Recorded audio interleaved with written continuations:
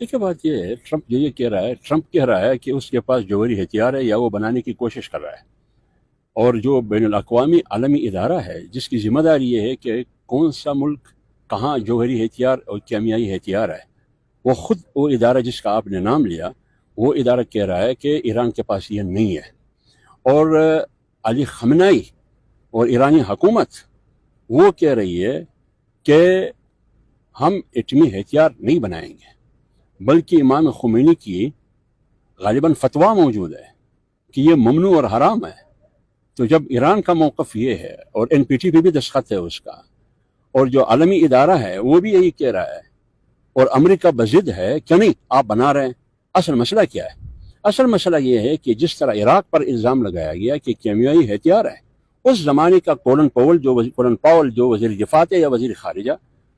ایران کو زمین بوس کرنے کے بعد، اس کی تباہی کے بعد، وہ خود جنرل اسمبلی میں کھڑے ہو کے 500 صفحات پر مشتمل رپورٹ ہاتھ میں ہلایا، کہا کہ ہم نے عراق کا چپا چپا دے کر ہمیں کیمیائی ہتھیار نہیں ملا، آئی ایم سوری۔ آپ نے جو لاکھوں بچوں کو قتل کیا، اس کا ذمہ دار کون ہے؟ ادھر بھی انہوں نے جھوٹ کہا تھا، امریکہ نے عراق کو تباہ کیا گیا، ایران کے مسئلے میں بھی امریکہ جھوٹ بول رہا ہے۔ مقصد کیا ہے پھر؟ ادھر صدام کو چینج کرنا تھا، رجیم چینج کے لیے تھا، ادھر ایران کو یعنی موجودہ جو حکومت ایران کی، یہ رجیم چینج کے لیے یہ ہو رہا ہے، کیونکہ منصوبہ یہ ہے 2010 اور 2011 سے کہ ہم نے 7 ممالک کو 7 جنگیں لڑنی ہے، اور ان 7 کو ہم نے اس کا رول دنیا میں ختم کرنا ہے۔ 7 میں سے 6 کو تو تباہ کر دیا گیا، عراق، شام، لیبیا، یمن، افریقہ وغیرہ۔ اب ایران کی باری ہے۔ اب اگر ایران شکست کھائے گی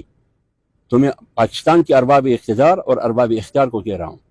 جنرل عاصم منیر کی تازہ ملاقات بھی امریکہ سے ہوئی ہے، اگر انہوں نے امریکہ کی حمایت کی اور اسرائیل کے نتیجے میں ایران کو شکست ہوئی اس مقابلے میں، تو یہ پاکستان کی تباہی اور بربادی کا آغاز ہے۔